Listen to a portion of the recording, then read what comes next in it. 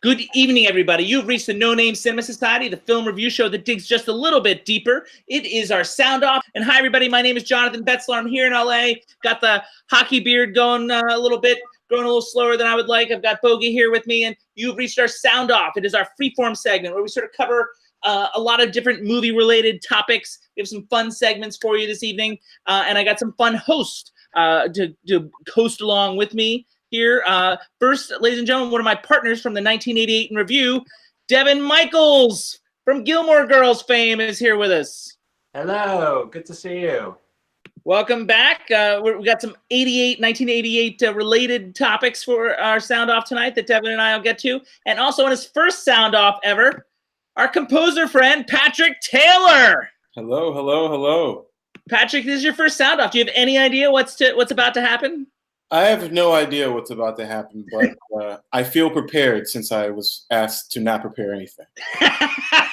Exactly. Well, I mean, our sound off is it's a freeform thing. Davey, when we started the show, felt like we were too focused on individual films, so we decided to have a freeform segment at the end of each set of episodes. We're just sort of a catch-all kind of thing, which usually includes I do a top 5 every sound off. People have share opinions about various things, and so we got some fun segments for you this evening, and we just talk. It's a little more less regimented, I should say. Here, speaking of a set of episodes, here is the schedule for this set of episodes, our 55th set of episodes. We did the indie documentary Every Little Step. This past Thursday, we did the classic Western The Wild Bunch. And of course, now is a sound off, and there you can see we've got a book review coming up. Devon and I are going to recast some films from 1988, and I am supposed to count down the top 5 Westerns from the 1960s. Now, the big question is, who's drinking with me tonight for the sound off? Devon, are you drinking? Yes, I'm drinking a nice Rodney Strong Sauvignon Blanc. We have to take your word for it since we can't see the bottle. Patrick, what are you drinking? Dark Horse. Dark Horse, a Merlot. Ooh, I don't do Merlot anymore after Sideways. Okay, and I am drinking Elysian Space Dust IPA, if I can get the cap off. Cheers to you all. Cheers. It's our new segment. It's called Book Review. Yes! Since we're a movie review show, it makes sense for us to occasionally read and review books that deal with movies and the movie industry and movie history. This one is just going to be me, so the other guys can sit back for a second. And I've got this book right here that I brought on the show before. It's a book called The Pride of the Yankees, but it's about the making of the film. And we, of course, reviewed the film in episode 50.3. And I bought this book in preparation for that show. And of course, Pride of the Yankees is also one of our films from 1942 that was nominated for many Oscars that year. So it was a big part of our 1942 in review show. I had said that Teresa Wright should have won Best Actress for the film. The book itself here turns out to be kind of hollow, unfortunately. I'd hoped for kind of an in-depth examination of the making of a classic film. Instead of it's sort of a comparison between the film and real life, or in some cases, what he thinks may have happened in real life. This exploration brings out a few interesting nuggets, some of which I mentioned in the show, one of which was Lou's mother was 10 times worse than she was depicted in the movie. The real reason for bad blood between Lou and Babe Ruth may have been an affair between the Babe and his wife Eleanor before she had met Lou. Lou spent his last days as a parole board case reviewer. I actually didn't know that. I thought that was interesting. And Teresa Wright, who played Eleanor in the movie, would become a huge Yankees fan after making the movie, listening to all the games on the radio well up until her death in 2005. All the more reason to love one of my favorite actresses of all time, Teresa Wright. But in the 260 pages of the book, that's all I really got. It wastes pages describing scenes from the movie in great detail when you have to assume one that has seen the movie if they bought the book. It seems like he wanted the book to be more. It seems like he did research to try and get behind the scenes information, but came up short and had to improvise with the little that he found. Everything feels extrapolated and expanded in a way that helps make it feel hollow. Overall, it's written on, at best, an 8th grade reading level for most of the book, and then the writer busts out a word like Brobdingnagian 4/5 into the book, which would have been fine if it had come from Jonathan Franzen. For him to bust out a word that late feels a little forced and showy to me. So the book overall was a little bit of a disappointment. Devon, it's possible you've seen Pride of the Yankees. Have you seen the film? Unfortunately, no. Well, it's not a bad film just because it's a bad book for what it's worth. Patrick, what about you? No, I haven't seen it. I also don't know what a Brobdingnagian is.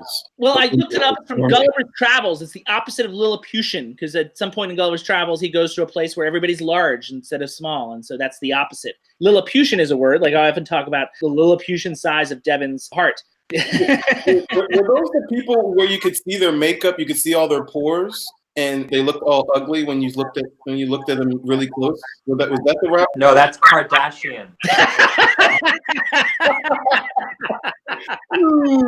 Boom, boom. All right. Well, Similar sounding word. Similar sounding word. Moving on to the next segment here, and this is one we do like maybe once a year, and Devon's going to get on this. It's recastings. You guys love it. Basically, every time we study a year, like this past year, we studied 1988, and at the end of every big show, we talk about films that we'd like to remake.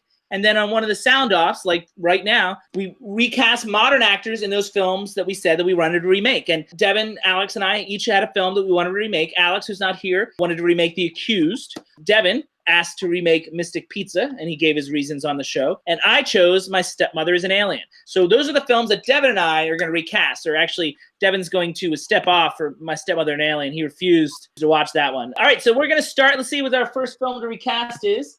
And we're going to start with The Accused here, which won an Oscar for Jodie Foster. We all agreed on the show, as good as Jodie Foster was, the movie did not hold up. So, I mean, I could see why Alex wanted to remake it. But Alex also called it one of the better original screenplays of the year. But the execution is so poor, the direction is so bad, he felt he wanted to remake it. Devon, do you want to expand on that? There were things about the way that movie was made that just did not translate 30 years later. Both about the screenplay and the direction that made it all feel a little awkward in many, many spots. At the same time, it wasn't just Jodie Foster's performance that made it a film worth watching. There were some interesting directorial flourishes, I think, that were little points of light. We discussed on the show, I think, about the press covering what was going on in her story, and it was kind of in the background, and it was giving us what we needed in a very interesting way, juxtaposed with what was going on in her more scene. There were some moments, but overall, a lot of the way that it told the story, sexual assault, really showed its age of 3 decades. And part of what Alex wanted to do was update it to that point. Patrick, I don't suppose you've ever seen The Accused. No, not that I can recall. It won Best Actress for Jodie Foster, so it has a legacy of a sort. Do you know what it's about? Well, sexual assault, I'm assuming. Jodie Foster is raped in a bar, but that there's that trial. But what the film is really about is the prosecutor also goes to prosecute those that stood around the public rape and cheered it on. Those are the accused. So it's sort of groundbreaking, I guess, for 1988 in that way. But that's the crux of the story. Is that fair to say, Devon? Devon, are you in a whole new place? Where'd you go? You know, I decided to, instead of being the main perpetrator of being one of the speakers on the show, I would be an onlooker. Oh, I see. Devon moved. I didn't even see it. He's so stealthy. Yeah, I'm quick. Is it fair to say that The Accused is partially about those that were onlooking and cheering, how they're equally culpable? That was one of the things that made it stand apart. I also think that the socioeconomic themes hit pretty hard. The fact that she was from the wrong side of the tracks, that seemed to make all the other more patrician characters in the film look at the situation as not as bad. So it was okay that she was assaulted, sort of, because she was poor. Yeah. We're going to recast 3 roles of the film with modern actors. I'm starting with the role Jodie Foster played. The character's name is Sarah Tobias, I believe. Yes, it is. And I'm sure Devon and I are not going to have any same people here because, you know, I think we both have off the wall ideas. But I'm so excited about my cast. Devon, who do you have playing the Jodie Foster role of Sarah Tobias in The Accused? One of the actresses who I find, you know, one of the most compelling actresses of that age range today, and that is Emmy Rossum. Emmy Rossum, who we reviewed in one of our indies called Comment, episode 15.2, in which we raved about Emmy Rossum's performance. I don't suppose you've seen Comment, Devon. I saw it in the cemetery, actually. A lot of it takes place there, or at least the beginning of it. It's an okay movie, but she's tremendous in it. She's very, very good. I just think she's an excellent actress overall, seriously outstanding. And I think in terms of this role, she brings, of course, from Shameless, the same reverse pedigree of being from the wrong side of the tracks. She gives, more importantly, that simultaneous sense of vulnerability and intense strength. Those two things in one for Sarah Tobias is pretty key. There's just this super intense, white hot rage, in a sense, about the world. And yet also she's a fun-loving girl who likes to go out and have a few beers, and is also really chill about so many things, the way people in other parts of society are more uptight about. So I think that I would love to see her tackle this. I like Emmy Rossum a lot. Do you have anything on Emmy Rossum, Patrick? Do you know her? I've seen Shameless a couple of times, and I know who he's talking about. So that's all that matters. It's a start. It's a start. I like Emmy Rossum. I think she's great. A little tidbit here. You want to see a great, very young Emmy Rossum in a film from 2001 called Songcatcher. That's your little nugget for those of you out there that are Emmy Rossum fans. She's young in it. Have you seen it, Devon? I have seen that film. It's a good film, yeah? Very young in that. She's very young. So she doesn't have like the hot, I want to like sleep with her appeal that Devon likes about her. Or maybe she does. That's weird. Uh-oh. Sometimes all Devon needs is a candy bar and a lasso. Wow. In Devon's world, who knows? All the mileage he gets from Gilmore Girls fans, I don't know if there's any lines anymore. Yeah, the problem is all that mileage, they've all grown up. Yeah, exactly. No longer interested. Okay. So I've got an actor that I like a little bit more than Emmy Rossum. Not that Emmy Rossum's bad, but my actress has worked on this level a little bit more. Not so much television, etc. But she's not a huge star yet. And I tend to, for these recastings, try and use actors that have come up on the show a lot or enough. And I wasn't as excited about remaking The Accused until I thought of this casting cue. I went with Juno Temple, who exudes sexuality almost unintentionally show, which I think is key to the character. Not to mention, she's an outstanding actress. Of course, fans of the show know we reviewed her in episode 39.2 for Killer Joe, episode 48.2 in Afternoon Delight, in which I said she should have been Oscar nominated, and episode 17.1, she was in Black Mass. A tremendous actress that has so much range and ability. I think she would kick this part's ass. I'm super excited about it. I know, Patrick, you know Juno Temple because we did Afternoon Delight together. Yes, I do know her, and she is a great actress and also in that socioeconomic look that would fit in this. Exactly. She's kind of trailer parky, but in like a very sexy, hot way. And she has the chops to... And you wouldn't know it, but she's British. Really? Yeah, she's British. I hate that when that happens. We're coming over and taking all our jobs, man. We need a Brexit for them, you know? Devon, do you know Juno Temple? I do, not that well. I saw Black Mass and generally really didn't like it. It's a terrible movie, and she's a small role in it. I'm just listing movies that we reviewed on the show that she was in. She was in 3. But I mean, she has a much bigger role in both Killer Joe, which is an amazing indie, one of the best we've ever reviewed on the show, and Afternoon Delight, which Patrick and I both liked a lot. Yeah, unfortunately, I didn't see those. I'm not as familiar with her, but I know who she is, and I think it's a good choice. Devon, I want you to see Killer Joe and Afternoon Delight, but Killer Joe first. It's based on a play by Tracy Letts, who also wrote August Osage County and other great plays. He's also a great actor in his own right. Directed by William Friedkin, the director of French Connection and The Exorcist. Killer Joe with Matthew McConaughey is a tremendous film, and I highly recommend it. So moving on to the next part, the character's name is Catherine Murphy, played in the film by the very, very bad Kelly McGillis. And that's another reason why I think Alex wanted to remake it. Kelly McGillis is not strong and is a drawback, especially given how great Jodie Foster is. Devon, who do you got playing the lawyer, Catherine Murphy? Yeah, it's such a relief to be casting someone who's not Kelly McGillis in this role. It's a shame. I feel like she's done okay in other films. I just think in this film she really dropped the ball. Top Gun, she was okay because she was asked to look cute. Yeah, I mean, not just cute. She had an interesting vibe to her and her cockiness. Who do you have playing Catherine Murphy in our version? So I went with like an odd choice. Some might think this is an odd choice, especially given that Kelly McGillis is the person who originated this role.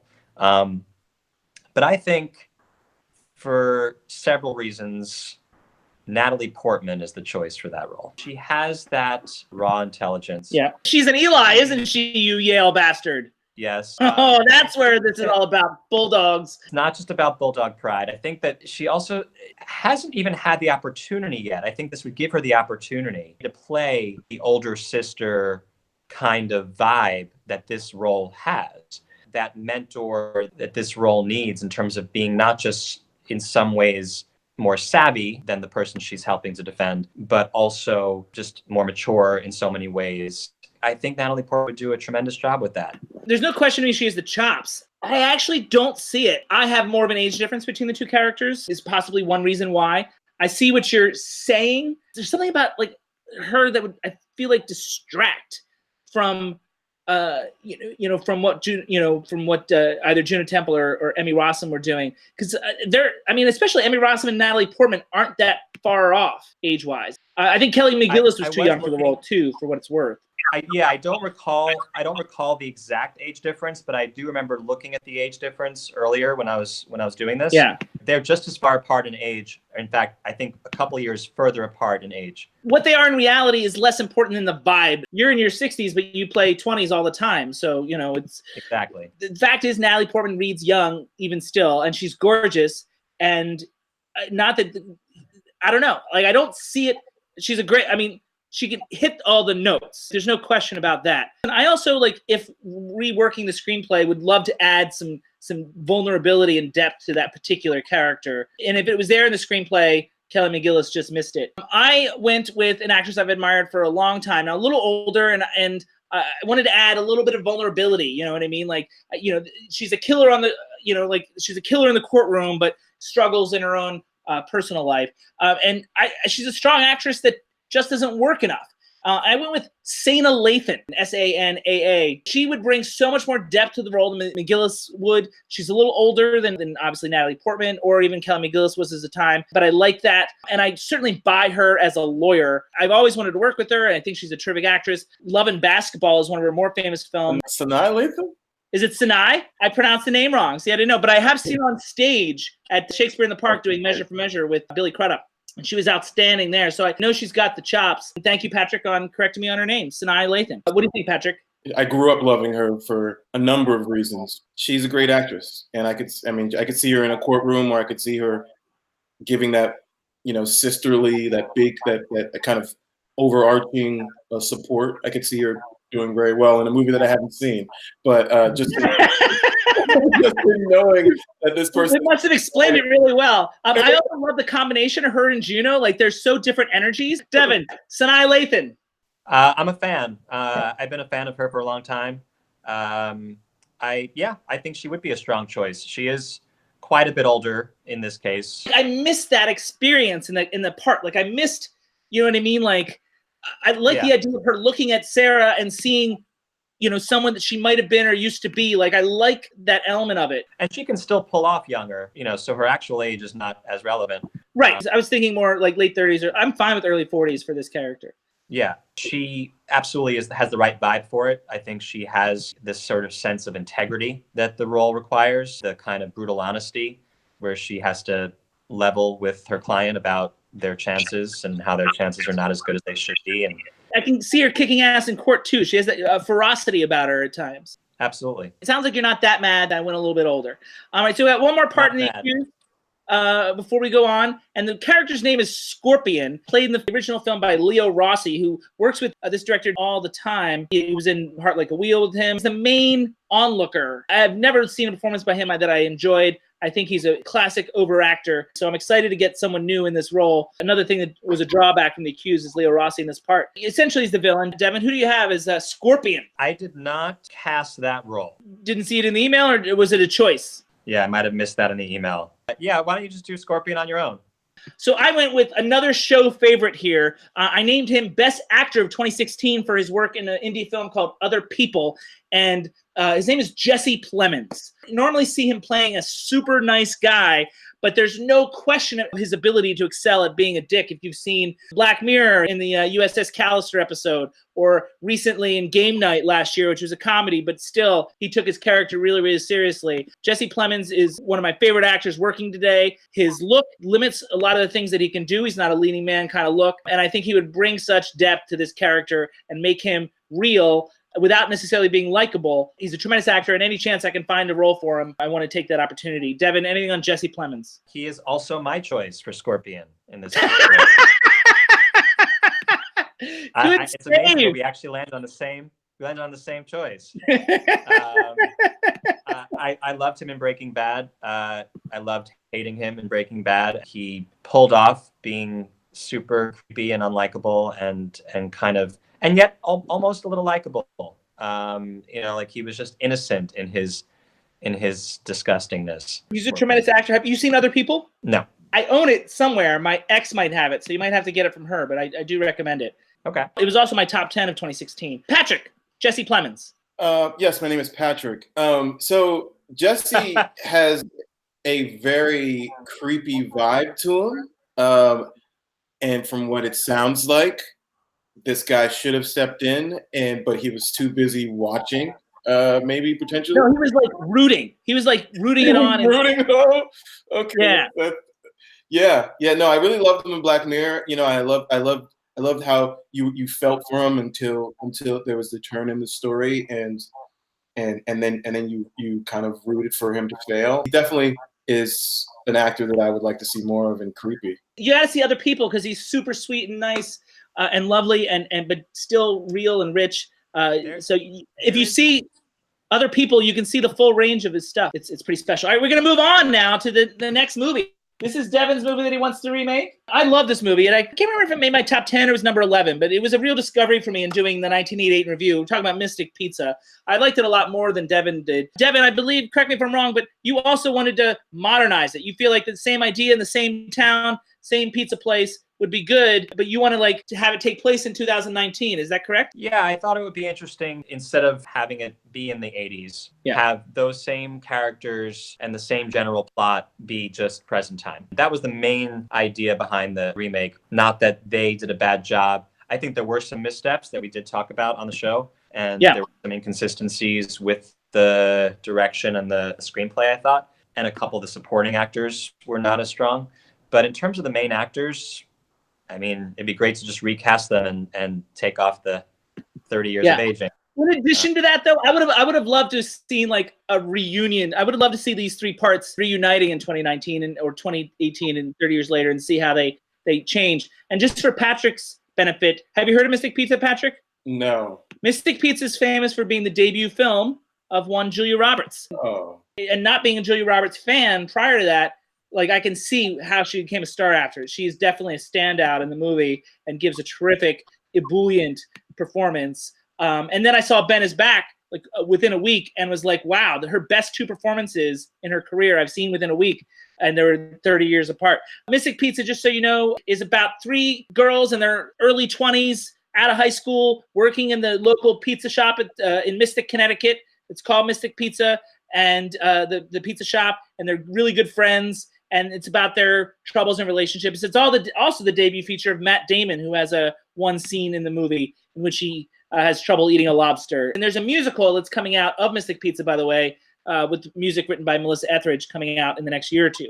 All right, so we have 5 roles in this movie to recast, so we better get to it. And hopefully Devon and I will both make our explanations short. I'm super excited about the 3 girls, though, because, I mean, they're gorgeous and great actresses. I just so excited about this cast. Let's start with Julia Roberts' character. Her name is Daisy in the film. Devon, who do you got as Daisy? Because one of the main things I discovered in this process is that I'm old now, and I don't really know actresses who are 20 years old now. And literally, these actresses were 20, 21. Yes. When this and film was made. 3 actresses I have are all 20, 21, and 22. So this threw me. I solicited the help of my somewhat younger girlfriend. My somewhat younger girlfriend. So yes, your 17-year-old girlfriend chose actresses for you for Mystic Pizza. She's 29, but that helps kind of bridge me. It helps bridge the gap to these 21-year-old actresses. Okay. Who do you have as Daisy? I have no point of reference for. Well, I do have 2 choices here. You got to pick one. Pick it off the cuff. Just one. Well, because part of my heart wants to go, this was my own choice before she helped, with Julia Roberts' own niece, Emma Roberts. Perfectly legitimate. She's gorgeous, and she's a good actor. I've actually, through a casting director, reached out to her about a role in a feature that I was working on, so I'm definitely a fan and have considered her many times over the years. Yeah, I think she's a strong actress. She doesn't get as much credit as she deserves. She's a little bit older now, isn't she? She's still in her 20s, but just barely. Yeah. 28 years So yeah, old. she is older. She's not any more older than what you did with the Kelly McGillis character. I mean, I think I had freedom with that character, but True, you had more freedom with that character. I think Emma Roberts could still pull off this age. yeah, I think you're right, barely. And she's certainly, Daisy's supposed to be like the good-looking, free-spirited one, and she certainly fits those qualities. Yeah, there's also the symmetry of that, of course. The fun circularity, absolutely. Yeah. Patrick, anything on Emma Roberts? Yeah, she's fine. I've seen her in a couple things, but I haven't remarked on her. So as we're doing this, Patrick, I don't think he's actually heard of these actors, a lot of them. So he's looking them up. Say them. I'm like, oh, she was in Scream. I've definitely seen her before. She's like, whoa, okay, great. But I went with one of the hottest young actresses working today. I think she's gonna become huge.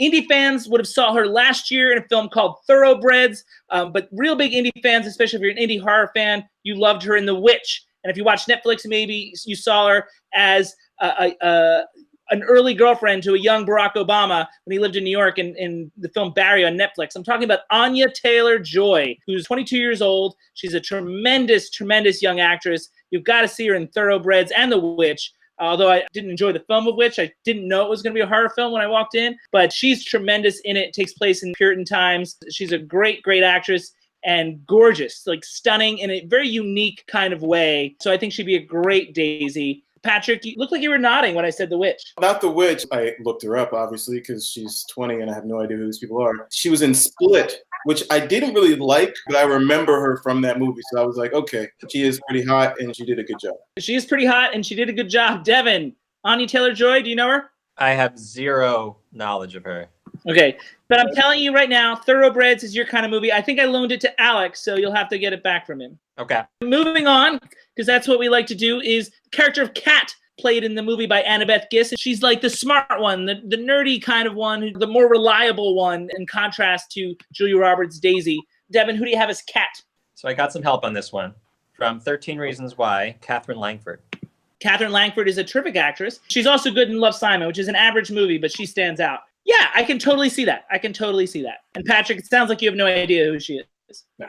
It just seems like she has the right quality in terms of what Kat has to do in Mystic Pizza, in terms of she's obviously young and vulnerable, but also there's like a bit of like an anger there, like, hey, I want to be taken seriously. Well, certainly a resentment as far as Daisy's concerned. Like, hey, you think you're cooler than I am. You think you know so much. Katherine Langford comes also as very intelligent. That's the key to Kat. She's bookish and is afraid to break out of her shell the way that Daisy has. She's bookish, but she resents the fact that people who have more street smarts think they're cooler than she is. Well, yeah, and also she resents the fact that they seem to be living. You know what I mean? Like they seem to be like enjoying life when she's the one that buckles down and does, is the more responsible one, but that doesn't seem to pay off as far as she can see at this time. I went with one of the best actresses working. I went a little bigger in terms of actress. I think she's an amazing actor, and you talk about actresses these age. She's going to have several Oscar nominations before she's done. She's terrific in films like Super 8, Live by Night, and 20th Century Women. I went with young Elle Fanning. In spite of her long career at this point, still only 21 years old. And I think she brings all those qualities. I think she's a tremendous talent. So gifted. I mean, Live by Night's a terrible movie, but just watch the choices that she makes in this movie. Super 8, too, in which she plays an even younger kid, brings so much to the table to elevate a part in an otherwise two-dimensional movie. And I think she would really have a ball with Kat. Do you know Elle Fanning, Patrick? I saw Super 8. I don't have any real connection with her. Devon, Elle Fanning. I like her. I think she's a good actor. Yeah, I think she has the right quality for it. She might be almost too cute. I don't think she needs to be. I mean, like, she was cute in Super 8, but she wasn't so much in 20th Century Women and Live by Night. Like, I feel like she has that ability to blend in if needed to. Fair enough. Yeah, there was just something a bit nerdier about Annabeth Gish and decidedly less mainstream, cute, adorable. And Elle Fanning is pretty darn cute, adorable. I don't know that she is, but okay. But overall, I think her qualities, her qualities that she brings are right on. She's definitely not cuter than Anya Taylor-Joy. Let me just say that right. Or Emma Roberts, for that matter. So the last of our three main cast, and this is the role played by Lily Taylor in the film. The character's name is JoJo. Devon, who do you have for JoJo? So once again, similar to Emma Roberts, I went a few years too old but I think she's still able to pull this off.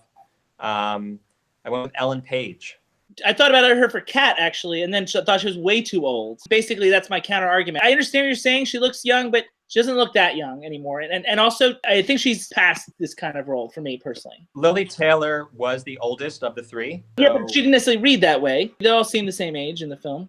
I think she was not only older, but also as a character was a little older. I don't think that's true, but I'll take your word for it. You know, just that quirky sassiness. And I think also the resentment towards the guy in her life. I think she would pull that off pretty well.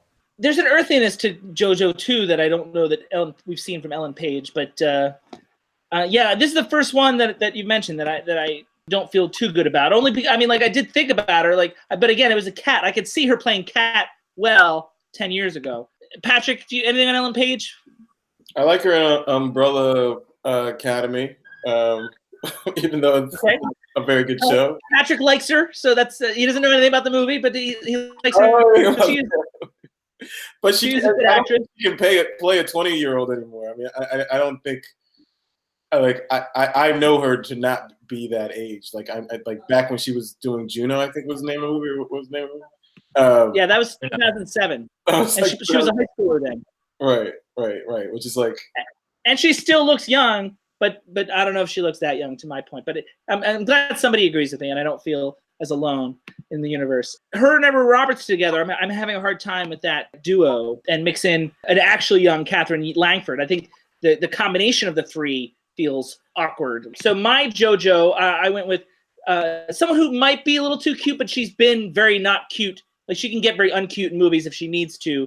But she's launched a music career now, and so she's been glammed up a little bit.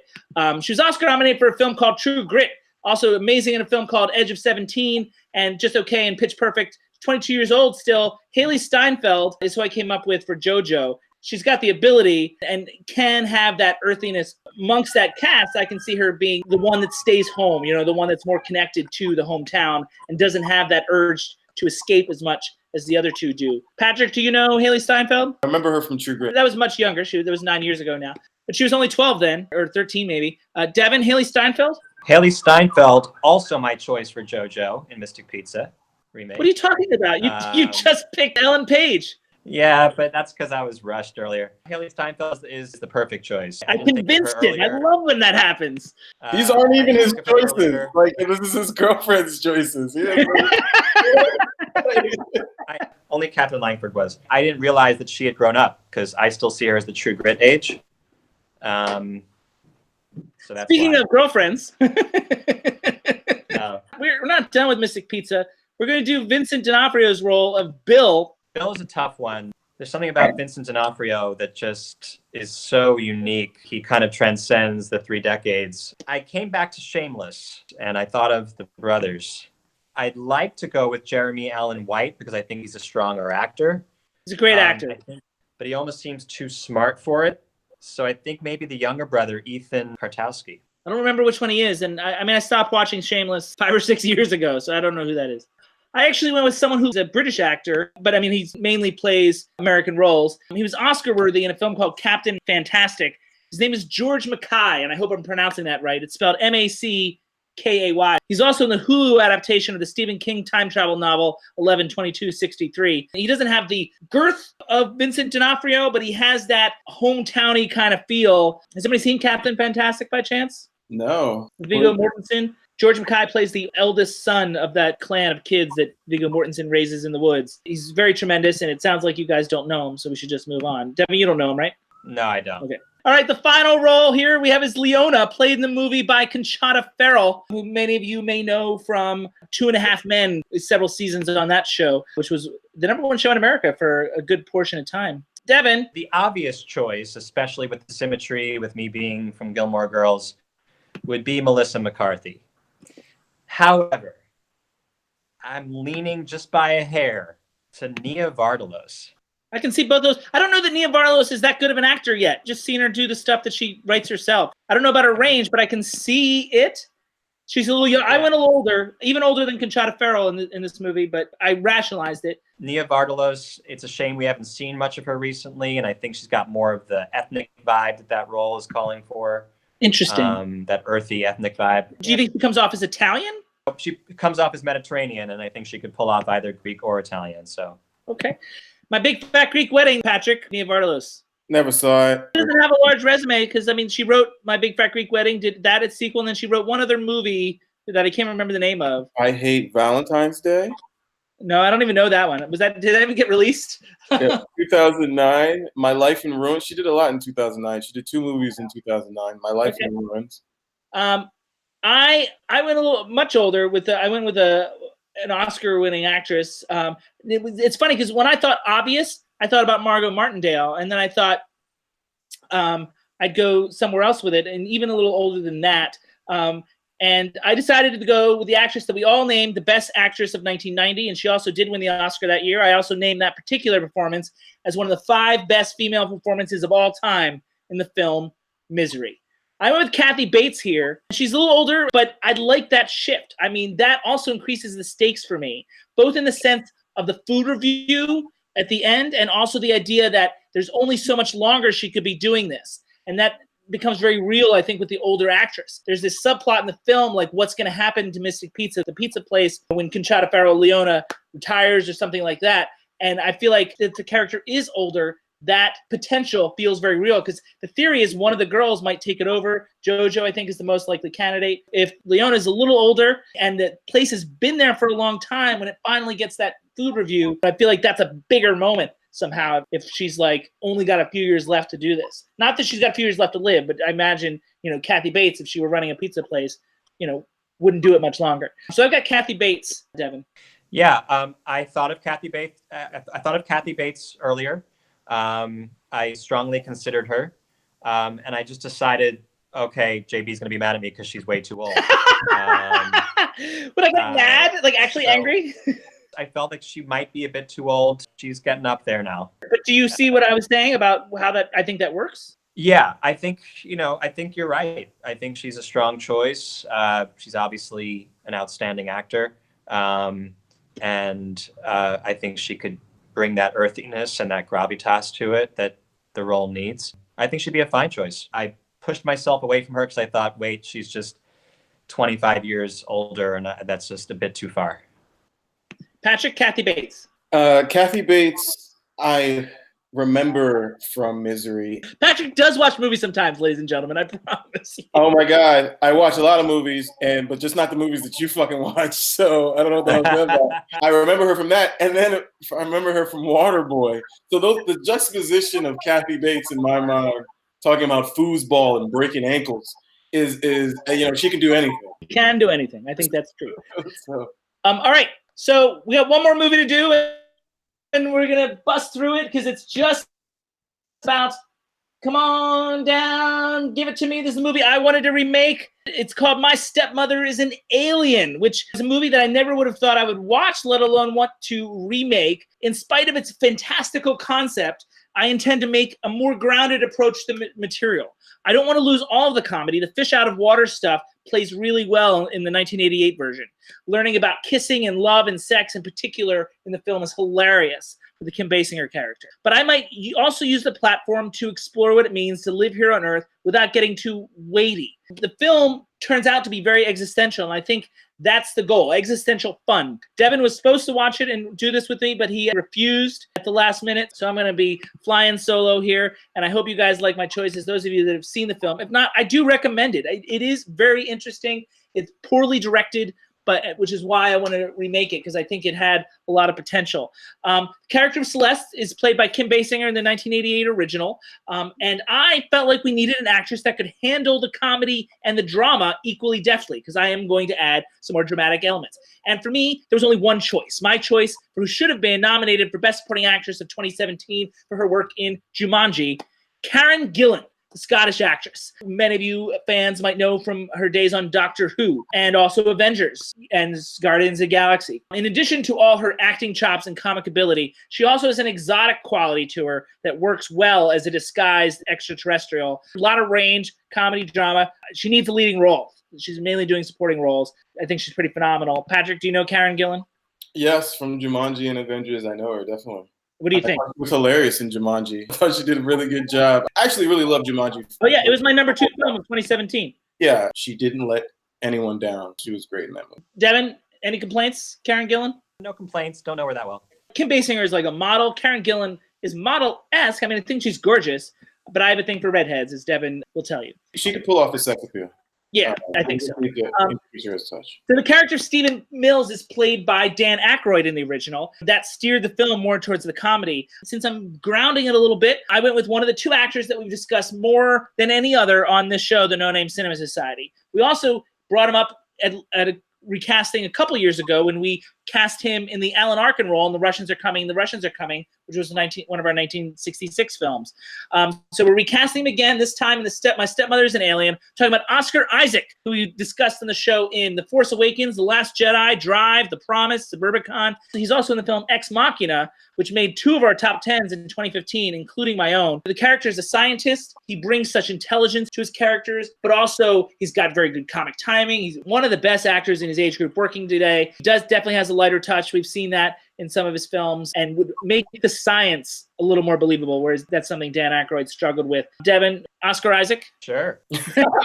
Now you're in my category where you're Devin's hating because he made me do 5 or 6 roles from Mystic Pizza. Patrick, Oscar Isaac. No, I when you said that he was in Ex Machina and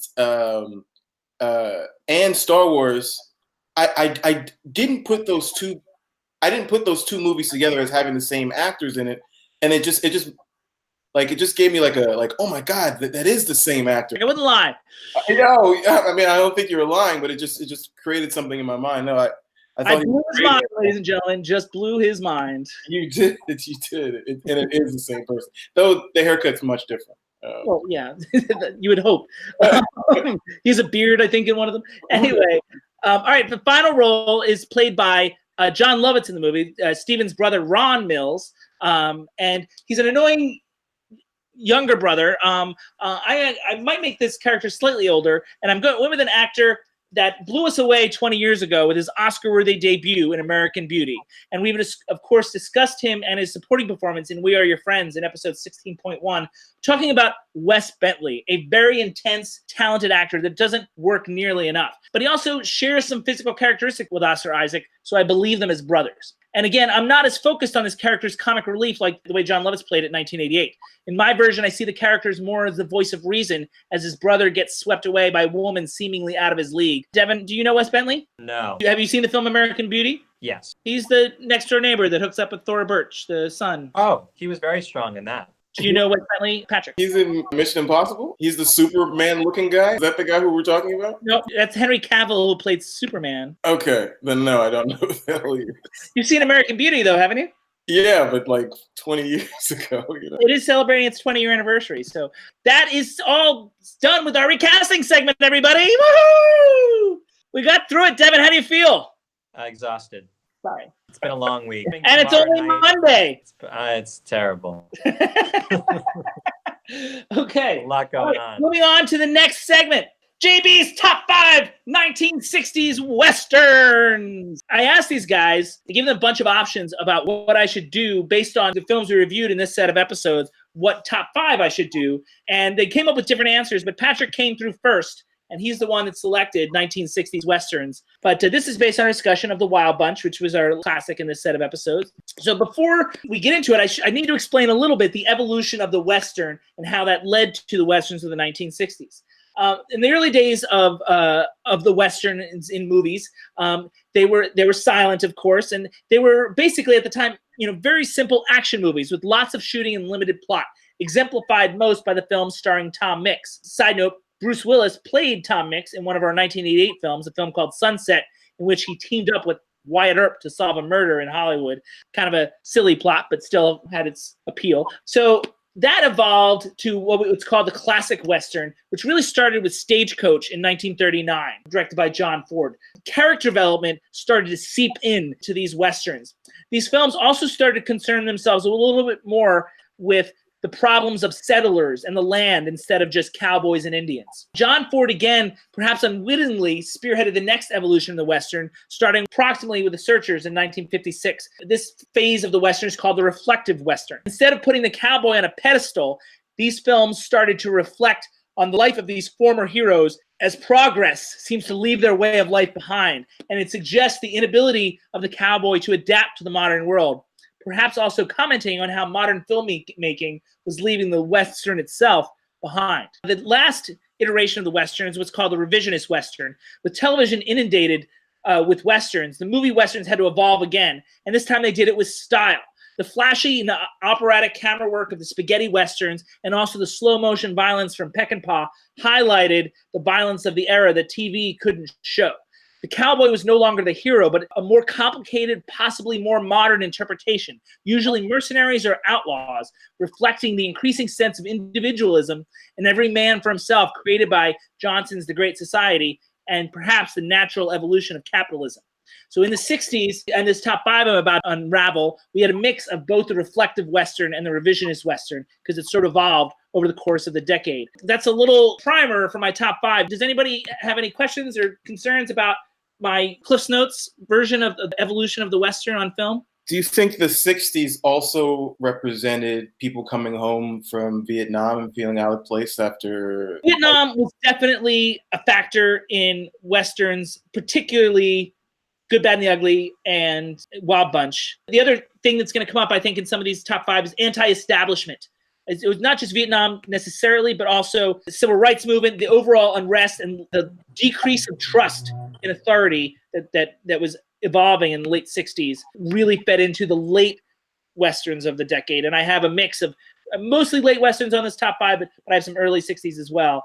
But anti-establishment and certainly the Wild Bunch that we talked about in the last episode. There's a lot of Vietnam. Devon, anything on the evolution of the Western that I just went over? No, I just admired the synopsis of that evolution. Thank you. That's like the nicest thing he's ever said to me. Not true. Not true.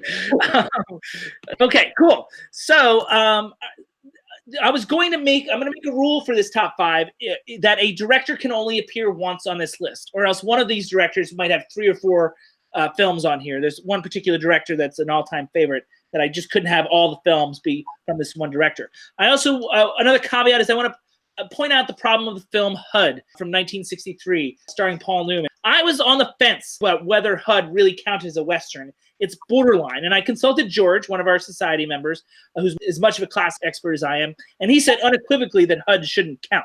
It's a modern character drama, modern in the 1960s meaning, that takes place in the West, and it lacks the iconography and themes normally associated with the Western. It's written by Larry McMurtry, so it's got more in common with The Last Picture Show than it does The Searchers, so I excluded HUD from counting as a 1960s Western. I don't suppose anybody's seen HUD with Paul Newman? No. I've wanted to. I just keep missing it. Yeah. Patrick, no? No, I haven't seen it. It would have made the top 5 if it did count as a Western, but it's certainly very different from any of these other films, and I can understand why it wouldn't make the list. All these other films take place in the Old West. I think those are all my caveats, and it's time to go to the top 5. And I'm going to start with one of the films. We'll see how this lag goes. I'm going to start with one of the films from our 1966 in Review project. Is going to kick off our top 5. And there it is. It's The Professionals, directed by Richard Brooks. And he would get a Best Director nomination in 1966 for this film. It's an extremely enjoyable action movie that seemingly lacked depth for a while until you realized its anti-establishment undertones. Unlike the revisionist Westerns that we'll get to, our protagonists in the film are theoretically good guys. But as the film and their mission goes on, they start to question their values and the differences between morals and the law. The script was really tightly structured with some great laconic Western dialogue. Director Richard Brooks does a great job. Visually complex film with some great detailed shots. It lacks pace in some places, but that matched the storytelling of the era, really. I'm surprised this film is not more of a classic. It's highly memorable and fun, and it even made Davy's top 5 films of 1966. So if even Davy likes it, then it can't be that dated. I assume nobody's seen The Professionals with Lee Marvin, Robert Ryan, Burt Lancaster, Claudia Cardinal. Nope. Devon? No. And Devon, No. You generally don't watch a lot of Westerns to begin with. Is that fair to say? That's fair to say. All right. Moving on to number 4. See, they have nothing to say, so this is going to go toot sweet right here. This is gonna go quick. Is that a black cowboy in the back there, on the right, or the guy in the red shirt? Yeah, that's Woody Strode. Yeah, he's a cowboy. Is he African American? He looks. He is African American. Woody Strode is famously in a lot of westerns, and one of the only African Americans to play a cowboy in westerns. Oh, good for him. Okay. He's actually in 3 of the films on this list. Oh, really? Okay, good. Yeah, there's a lot of repeat actors. I couldn't repeat directors, but I could repeat actors, and I'll get to that later on. All right, number 4 is actually going to be probably no surprise to anybody because we just reviewed it on the show. I got the Wild Bunch here at number 4. We discussed it at length in the last episode. It's a stirring cinematic meditation on man's natural inclination towards violence and how society's evolving definition of masculinity feeds into that. Peckinpah's masterful action sequences with a combination of quick cuts, zooms, and very affecting slow motion managed to look cool and horrifying at the same time. It also called into question not only the nature of violence, but also our interest as audiences in watching it. It's a deep, thoughtful, powerful Western from 1969, The Wild Bunch. Devon, I know you saw that one because we screened it at your house. Yeah, it's a good movie. It did bring up a lot of issues, as you said, about masculinity and our evolving views of masculinity in our culture that are surprisingly still very timely, even though this was so many decades later. And out of all the Westerns, I think this is one of the ones most affected by the Vietnam War. Patrick, have you seen The Wild Bunch by chance? No, I haven't. Next time, I really do feel like I have to watch all these movies. He told me not to watch the movies, folks. He told me not to watch. No, you don't have to. No, I mean, obviously, it's going to go a lot faster if you don't. So, all right, cool. All right, moving on to number 3, and this is one that I just watched. In order to do this top 5, I wanted to fill in some gaps, and I just watched this one, and I loved it, and it made my top 5, and that is John Ford's last great masterpiece. It's called The Man Who Shot Liberty Valance. It's a harrowing and complicated exploration of manhood. And in a way, it pits Jimmy Stewart's Martin Luther King stand-in against John Wayne's Malcolm X stand-in. 2 men on the same side who have different methods of conflict resolution. I mean, it's a deeper question than just a social metaphor, however. Stewart's thoughtful, idealistic attorney is looked at by many as less of a man because he doesn't want to use a gun. Is that the characteristics that we want to define what makes someone a quote-unquote real man? Ford makes this point with his wise casting, using the baggage of these actors' on-screen personas to add to the depth. Those of you film history buffs can look at it as Mr. Smith goes to the West, where he meets a gunslinging duke. It also forces us to think about the potential vulnerability we create through those ideals. Do we become fodder for bullies that don't have those same ideals? Does our accepted weaknesses create those bullies by extension? All this is conveyed in stark, beautiful black and white cinematography before the format had all but faded out. The film's from 1962. It's great framing and has great depth of images. Stewart is a little over the top, but John Wayne, generally considered the lesser actor between the two, gives one of his late career great performances. He's the Duke at first in everything you might expect him to be, but he slowly reveals his own vulnerability and pain as the movie goes along. The screenplay is rich and thorough, managing to tackle the aforementioned dilemmas of manhood, but also subtle attacks on racism and the circus of politics. It's a very full, three-dimensional, and beautiful picture. Guys, I know you've seen some John Ford stuff, but I don't know if you've seen The Man Who Shot Liberty Valance. I certainly hadn't. No, I haven't seen that movie. What you just described about those 2 main characters and how the film uses them as a framing device for asking those questions about what makes a man. It sounds so much like another film that we watched at your place, and I can't remember what it was. I don't think it was this film. But literally, was it a Western? I don't know if it was a Western, but it was in the last year or two, and there were 2 lead male roles, one of whom was more rough and tumble, and the other was more, I'm not going to resort to violence. And was it Shane by chance? Do you think of Shane? No. No. They both had, they were both right. They both sort of needed each other to really accomplish what happens in the end. Whatever happens in the third act, it kind of takes both of their approaches or both of their ways of coming at the problem. I have to look at the list. Film it was. It's not springing to mind as much as quick as I thought it would be, but I'll I'm sure it'll come across some other time. Maybe we'll vlog about it when I remember whatever that film is. It's a possibility that you guys have seen this next film. It's number 27 on my all-time top 100. The next film coming up on my list, Once Upon a Time in the West. This is the Sergio Leone entry, and this is the director who might have 4 films on this top 5 if I didn't make that rule about directors. His films are always visually innovative and exciting, but Once Upon a Time in the West dares to be more. It has all the style you want from a spaghetti western. It has the music, the angles, the showdowns, the operatic qualities. It also manages to viscerally show the growth of America from all sides. While the railroad coming west was taming the territory and infringing on the freedom of the current inhabitants, marking the death knell for the life of the nomadic cowboy, it also brought jobs and money and potential and hope for so many as the potential for towns and cities grew out of stops along the railroad. And looking at it from this perspective, the film is a reflection, in a way, on the mercenary and uninhibited nature of the Dollars trilogy, Sergio Leone's films that led up to Once Upon a Time in the West.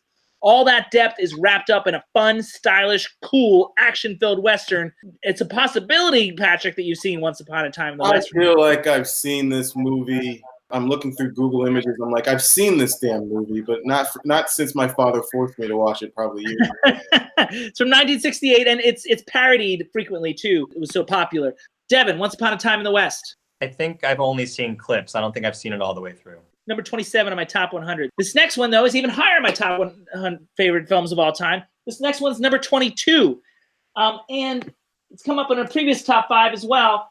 The ultimate buddy comedy, Butch Cassidy and the Sundance Kid from 1969. Strangely enough, the same year as The Wild Bunch. It's the ultimate paean to male friendship. Although in the time of the revisionist Western, it's more of a reflective Western in that it's concerned with the world of Butch and Sundance dying out and how they can't seem to find their place in the modern world. What sets this film apart, however, is its execution. A brilliant and very funny Oscar-winning screenplay by the great William Goldman. Director George Roy Hill finds just the right balance between the comedy, the drama, the action, all while managing to romanticize the genre and the era in a meaningful way through his stylistic choices. You may have gathered that on the show that a film gets extra points for me if it can be simultaneously deep and entertaining. If that's the formula, then you can't get much better than Butch Cassidy and the Sundance Kid. It's a pretty big one. Nominated for I've definitely seen it. I've seen this one. Oh, good, Patrick. What do you think? I loved it back in the day when I watched it, but I thought it was really good. It's fun and meaningful. It's one of my favorites. It's pretty special, and celebrating its 50th anniversary this year. One thing I want to point out, I alluded to it earlier, is that several actors appear multiple times in the movie. I already talked about Woody Strode, who appears in 3 different of these films, Once Upon a Time in the West, The Professionals, and The Man Who Shot Liberty Valance. Robert Ryan appears in 2 of them. Lee Marvin appears in 2 of them. Claudia Cardinale appears in 2 of them. Edmund O'Brien. And, of course, Strother Martin, the great character actor, Strother Martin, appears in 3 of them, including The Wild Bunch and The Man Who Shot Liberty Valance. Famously having the line, Butch Cassidy and Sundance Kid, idiots. I have idiots on my team. It might be morons. I'm trying to remember. Strother Martin and Woody Strode, character actors that were in 3 of these films and were major actors within the Western genre that keep popping up. All right, guys, that's it for my top 5. Anything you want to say about the top 5 before we do closing thoughts? Was it interesting at least, Devon? Yeah, I want to fill in these other 2 or 3 that I haven't seen. I hope that you do. Patrick. Maybe this is the wrong era, but Clint Eastwood he's not in this. That's funny that you mentioned that. He is the right era. And he's in the Dollars trilogy from Sergio Leone. I chose Once Upon a Time in the West, which is the first Leone film not to have Clint Eastwood. He's in Fistful of Dollars, $3 More, and The Good, Bad, the Ugly. That's considered the Dollars trilogy. I've seen The Good, Bad, and the Ugly. Fistful of Dollars and Good, Bad, and the Ugly are also in my top 100, both of them. Because I made the rule about not having the director have more than one film, I chose Once Upon a Time in the West to represent the spaghetti western in Leone. That is like his masterpiece. The Dollars trilogy all feeds into Once Upon a Time in the West. But yes, it is ironic or interesting that Clint Eastwood didn't make this list. I mean, some of his other films outside of Leone started to come in the 70s, thinking of Two Mules for Sister Sarah, Outlaw Josie Wales, I think, was 70s, Pale Rider was 80s, and of course Unforgiven is 90s. So the main westerns he made in the 60s were Leone westerns. Gotcha. It's a good question. Devon, I don't suppose there's any other 60s westerns that you think I'm missing? Not that I can think of Okay. offhand. I was pretty sure, but since Patrick surprisingly came up with a few, I thought maybe you might as well also. Wrapping things up with a sound off, ladies and gentlemen. It's been a big set of episodes, our 55th set of episodes. We're going to wrap things up. Let's see if closing thoughts. Let's bring on Devon. covered some good ground. No, I mean, on today's episode, my main issue is I've learned I need to watch more movies with young people, and I need to watch more Westerns. There you go. See, that's a great way to sum up, the morals of the story for this episode. Patrick, what did you learn? I learned to not listen to you and to actually watch the movies no matter what you say, and ask you exactly what's going to be covered so that I have something intelligent to talk about. We'll be back. There are 56 set of episodes coming soon. So until then, ladies and gentlemen, this meeting of the No Name Cinema Society is adjourned.